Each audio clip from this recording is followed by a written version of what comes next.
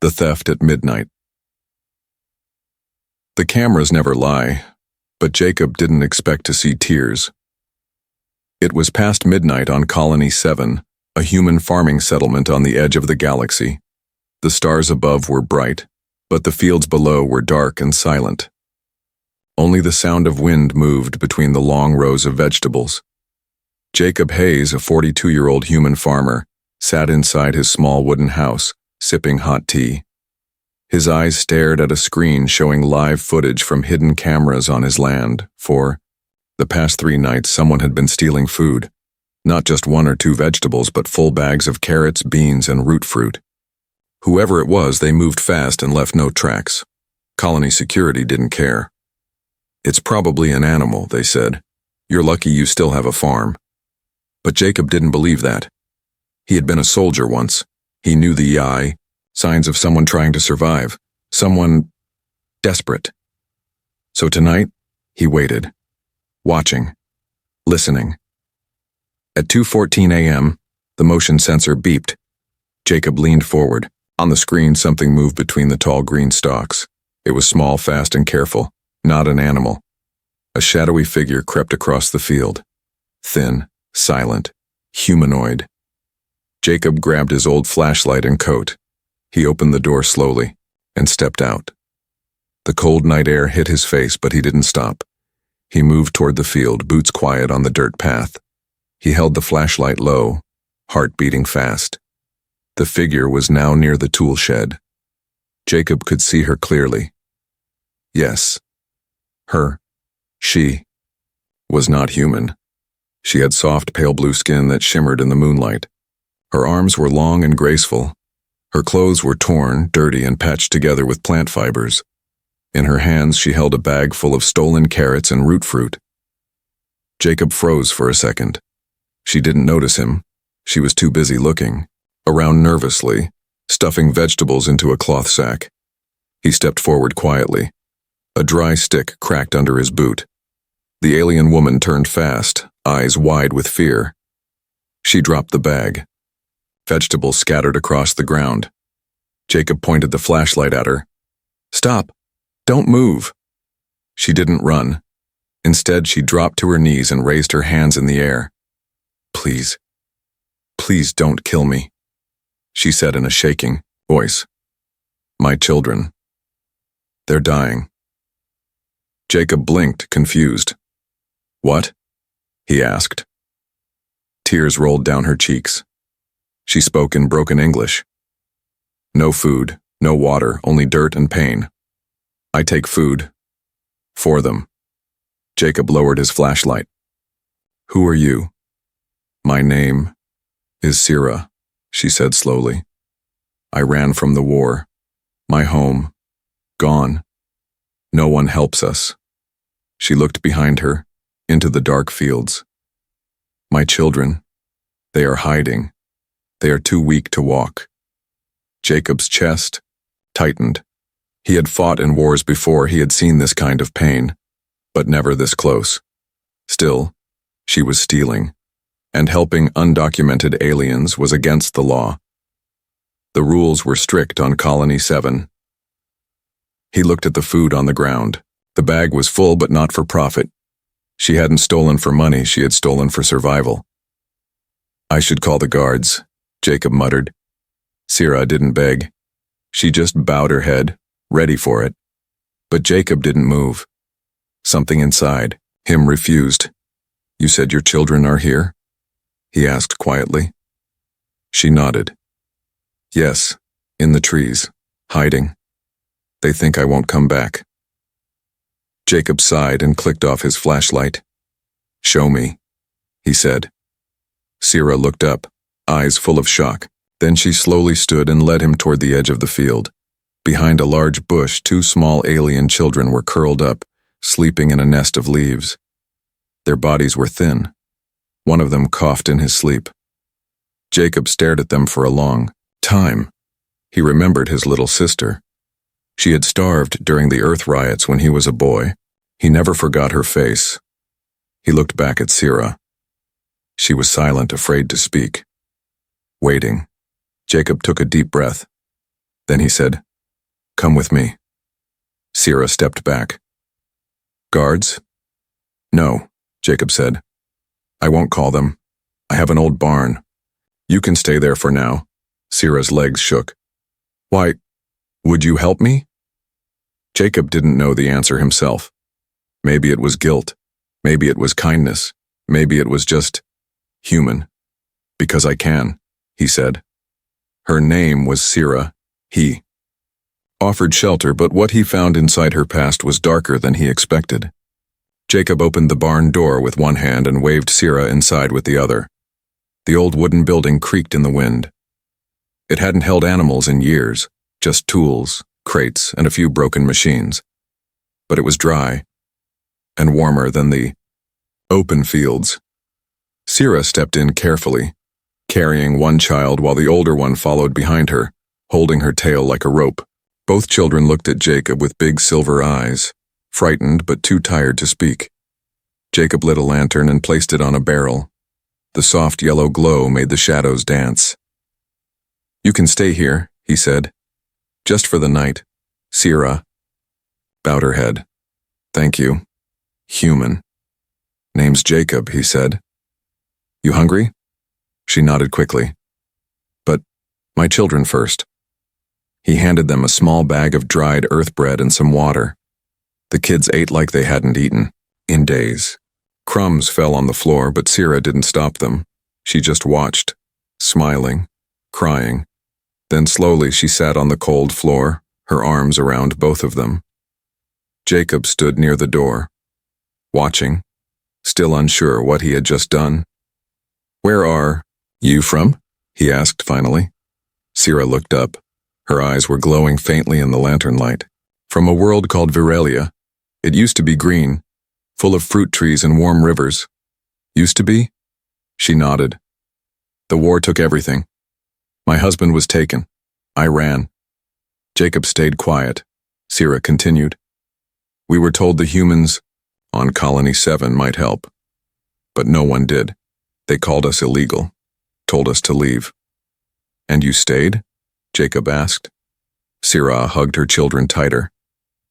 "Where else could I go?" Jacob remembered something. Months ago, the galactic news showed footage of Viralia, bombs falling from the sky, fires covering entire cities, soldiers marching. But that was far away. On-screen horror. Not real. Until now. Now it was sleeping in his barn.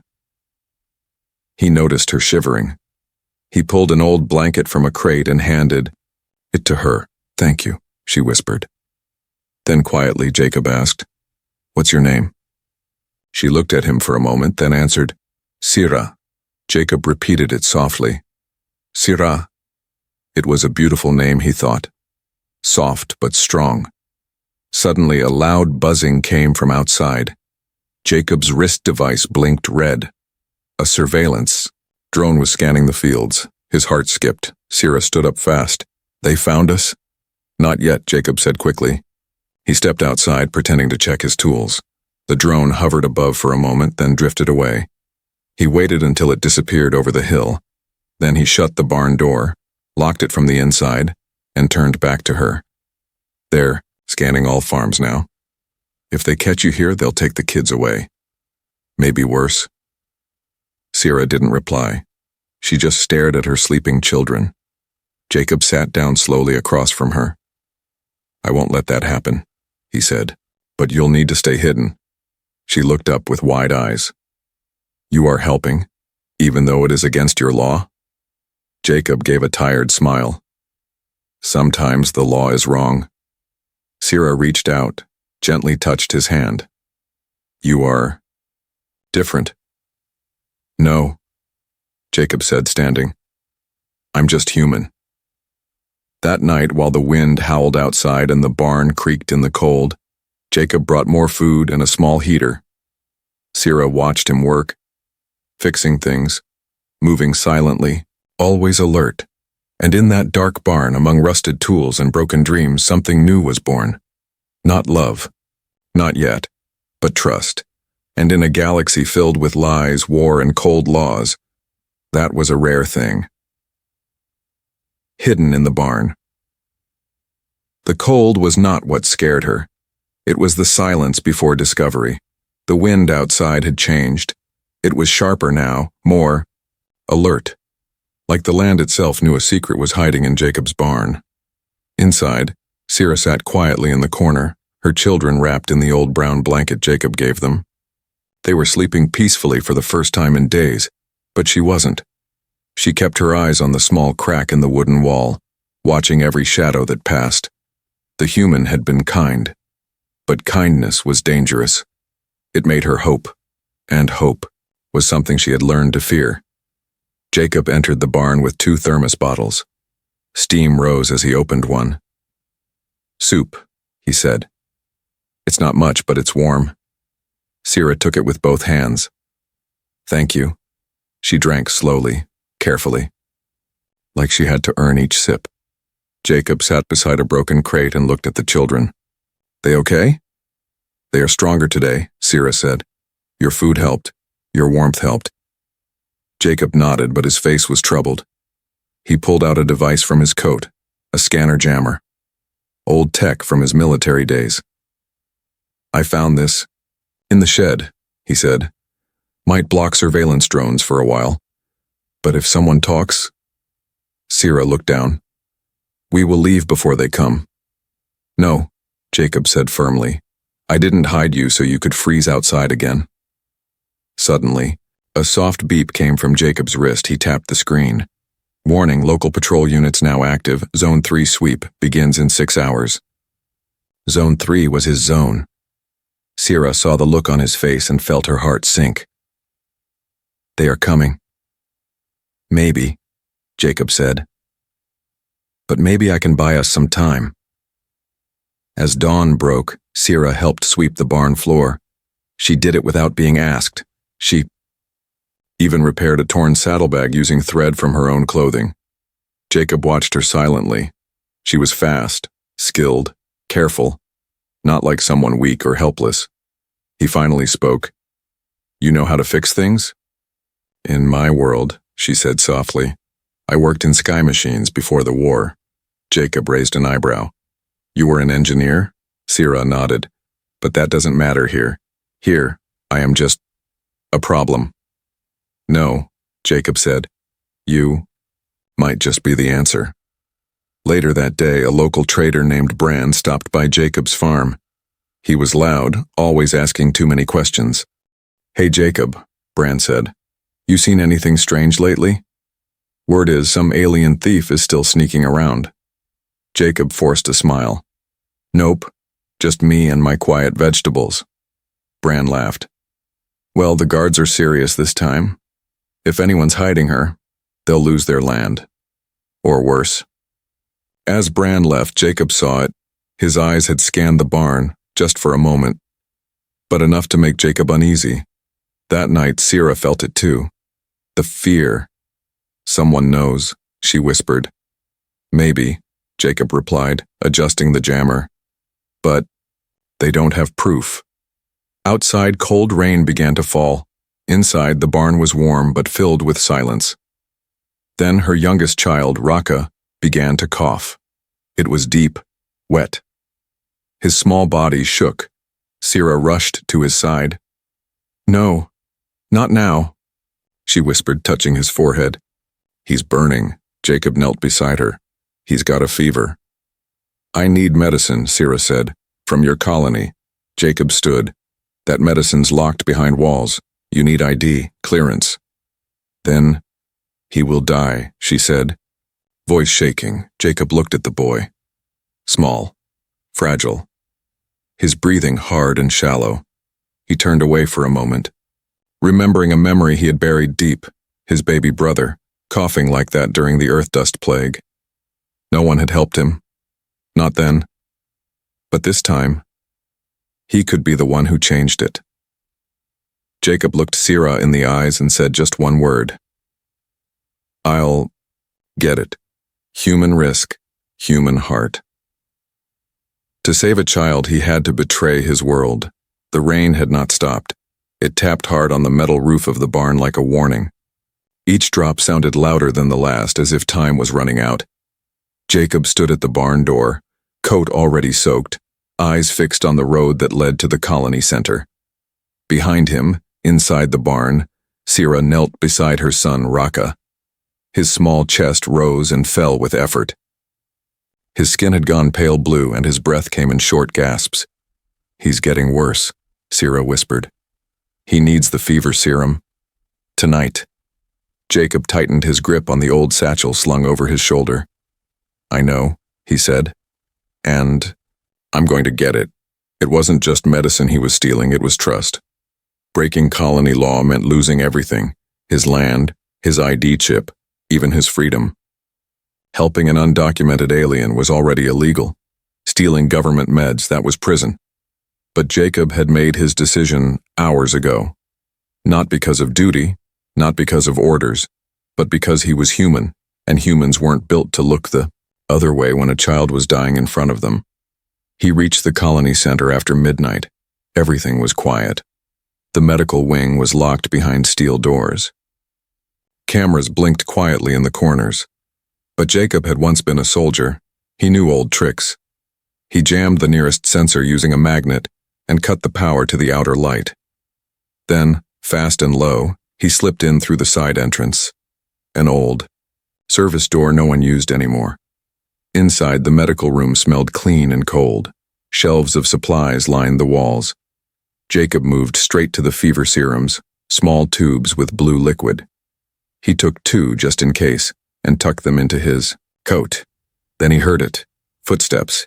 He ducked behind a storage unit. 2 guards walked by, talking. "Heard they might be hiding in the outer farms," one said. "Alien refugees. They're like weeds, pop up in the mud, no matter how many you pull out." The other guard laughed. "I hope someone reports them. I'd love to see what sector law does to them."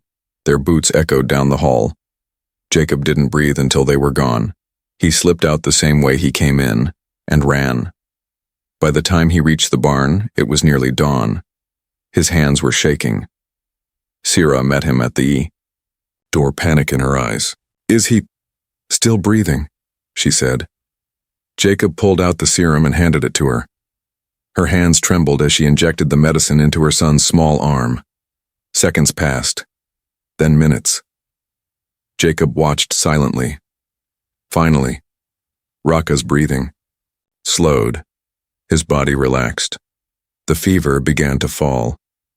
Sira collapsed to the floor, holding her son and crying, not in fear, but in relief. "You saved him," she whispered. Jacob knelt beside her. "We saved him." But he didn't smile, because he knew what was coming next. The cameras at the medical center had likely recorded him. Even if the power was cut briefly, someone would notice the missing serums. Someone would ask questions, and then the guards would come. Sira looked up, wiping her tears. "They will come for you now." "I know," Jacob said. "But I'd do it again." She stared at him like she had never seen a human before.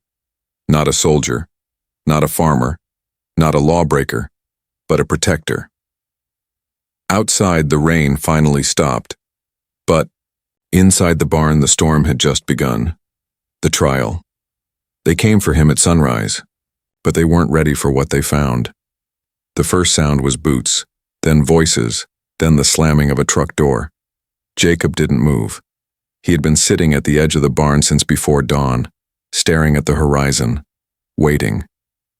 Sira stood, behind him clutching her children. Her eyes were wide, her breath shallow. "They're here," she said. Jacob nodded. "Don't come out, no matter what happens." He opened the barn door and stepped out into the morning light. 4 guards stood in front of his farmhouse, weapons holstered but eyes sharp. The lead officer, Captain Voss, stepped forward. "Jacob Hayes, you are under investigation for unauthorized access to colony medical supplies." Jacob raised his hands slowly. "I understand." Voss narrowed his eyes. "Strange for a man with your record to make a mistake like that." "I didn't make a mistake," Jacob said quietly. "I made a choice." Behind him, the barn creaked. A child coughed. Voss's ears twitched. You're hiding something. Jacob stood tall. I'm not hiding. I'm protecting. The guards pushed past him. One of them yanked the barn door open and froze. Inside, Sira held Raka tightly. The child was weak but alive. His sister stood beside them, silent but no longer trembling. The guards looked confused. This is what you stole meds for? One whispered. Voss stepped in. His face changed when he saw the alien woman and her children. He scanned her quickly. No ID, no record. She's undocumented. Jacob spoke before anyone else could. Her name is Sira. She fled a war. The boy was dying. You could have reported her, Voss snapped. We have rules for this. I know, Jacob said. And I broke them. Because your rules don't feed children. Your rules let them die. They took him anyway. In handcuffs, the courtroom was small and cold. No jury, just a judge, a few officers, and a silent audience. Jacob stood alone. Sira and her children were kept outside, watched by 2 guards. They were not allowed to speak. The judge looked over the case details. His voice was dry and distant. You accessed medical supplies using restricted methods, then housed an undocumented alien family. Are these facts correct? Yes, Jacob said. The judge leaned forward. Do you have anything to say for yourself? Jacob stepped closer. His voice didn't shake. I fed the hungry.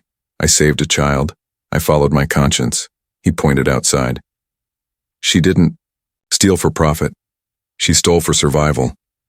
And when she asked for help, nobody answered except me. The room fell silent. The judge sighed. Do you expect us to change the law for one alien? No, Jacob said.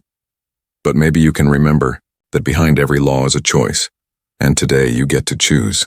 The judge tapped his console. According to law, you will lose your land license. Further punishment is under review. Jacob nodded. He expected worse. Then something strange happened. The courtroom door opened. Sira walked in, holding Raka in, her arms followed by her daughter. The guards hadn't stopped her. She walked straight to the judge and fell to her knees. I was ready to die, she said. But this human gave my children life. She gently placed a small device on the table, a Virelian tech cube. My knowledge is inside. Farming systems, water purifiers, crop boosters. All lost when our cities were burned. But I remember. Everyone stared. Sira stood. If you punish him, you lose more than a man. You lose a future. The judge said nothing for a long time. Then, finally, he spoke. I will not decide alone. He looked to the council. We must vote. A new law, a new home. They expected silence, but the vote gave them a voice. The council chamber was quiet. The kind of quiet that feels heavy, like the whole building was holding its breath. Sira stood tall, though her arms trembled from holding her sick child. Her daughter gripped her hand tightly, looking around at the unfamiliar human faces. Jacob stood just behind them, no longer handcuffed, but not free yet. 5 council members sat behind glowing panels. 5 votes. 5 chances. The oldest member, Councillor Wren, leaned forward and spoke first. You bring us alien knowledge and ask for protection in return, is that fair? Sira answered softly. I do not ask for myself. I ask for my children. Another councillor, younger, sharper, spoke, coldly. And what about the law? If every outsider came here with a sad story, would we change every rule? Jacob stepped forward. Not every outsider saves us from starvation. He placed a data pad on the table. It showed graphs. Colony crop production, water loss, soil damage. 2 years from now, this colony collapses, Jacob said. Our systems are old. Our tech is outdated. But Sira, she can help. Sira held up her glowing cube. This is my memory. Everything I know from Virelia, farming in ash soil, recycling air, growing food in caves. I share it freely. She looked at her son, whose fever had finally broken. Because one human shared soup with me. Silence. The council entered voting mode. Their hands moved behind the panels. Lights blinked. Everyone waited. Jacob could hear the wind outside. He thought of his farm, the barn, the long nights. He didn't know if he'd ever return. Then, the central panel glowed green. Councillor Wren stood. Her voice was clear. "We vote 3-2 in favor of protection," Sierra gasped. The councillor continued. "Sierra and her children may stay under colony watch as long as she contributes to agricultural recovery. Jacob Hayes may keep his farm, under condition he reports all actions openly." Jacob couldn't believe it. He expected exile. He expected prison. But instead, he was going home. After the vote, people began to whisper. A mechanic from Sector 2 offered to build a safer shelter for the alien children. A teacher offered language lessons. Even the trader who once mocked Jacob Brand came quietly and left a basket of tools by the barn door. Sierra's knowledge spread quickly. Her cube was decoded and installed in the colony network. In just 1 week, crop growth increased by 17%. In 2 weeks, the council passed a new law. No child, human or alien, shall ever be denied food. That night, back in the barn, Jacob repaired the roof, not because it was broken, but because he wanted it strong. He wanted it safe. Sierra stepped out with 2 cups of tea. Her children were playing quietly in the corner. She handed Jacob a cup. "You didn't just save my children," she said. "You saved my hope." Jacob took a sip and smiled. "No," he said. "You saved us all." And in that quiet barn, once filled with dust and old tools, a new home was born. Not just for Sierra, not just for Jacob, but for a better kind, a future. The final choice. Peace had come, but peace never stays where war still remembers your name. The barn was different now, clean, rebuilt, strong. Jacob had turned it into something new, part greenhouse, part shelter, part home. A soft hum came from the alien soil enhancer Sierra had installed. Virelian plants grew alongside earth crops, their colors glowing faintly in the evening light. Sierra stood by the doorway, her hands stained with soil, her smile soft. Her children laughed behind her, chasing glowing bugs under the night sky. For the first time in years, she felt safe. Then the signal came. Jacob was fixing the solar pump when he heard the long, slow beep from his wristband. Incoming message. Classified Virelian frequency. He paused. No one on Colony 7 should receive that. He looked at Sierra. Her body had frozen. She slowly stepped forward, took the device from his wrist, and tapped the screen. A hologram blinked to life. A face appeared. Older, Virelian face scarred, armor cracked. "Sierra of House Kavari," the voice said. "Your survival has been confirmed. You carry royal blood. By law, your presence is required at the remnant fleet." Jacob's heart sank. Sierra stared in silence. The message continued. "Without your return, the last of Virelia's unity will fail. Your children carry the next line. You must come, or your people will be lost forever." The signal ended. Silence filled the air. Sierra slowly sank onto the bench. "I thought they all died," she whispered. "My house and my people, I thought it was gone." Jacob sat beside her. "Your royalty." "I never wanted to be," she said softly. "But I have no choice now." He looked at her hands, dirty from planting, not from war. "You have a choice," Jacob said. "You always do." That night, Sierra watched her children sleep, curled under a blanket in the corner of the barn. Outside, the stars were brighter than ever. Jacob stood by the field, staring at the sky. She joined him, silent for a long time. Then, she said, "If I go, my children lose this peace. If I stay, my people lose everything." Jacob didn't speak. He knew the answer wasn't his to give. After a long pause, he finally said, "Wherever you go, I'll stand with you." She looked at him. The man who once pointed a flashlight at her and called her a thief was now her anchor. At sunrise, the ship landed in the hills. Small, silent, hidden from the colony. Sierra walked toward it with her children, one on each side holding her hands. Jacob followed, carrying a single bag of supplies. The ramp opened. Sierra stopped at the edge. Then she turned. "We will go," she said. "But not as beggars, not as victims, as builders, as survivors." She looked at Jacob. "As family." The ship lifted off, leaving behind a small farm on Colony 7. A place where something impossible happened. An alien mother was caught stealing vegetables but left carrying hope for 2 worlds.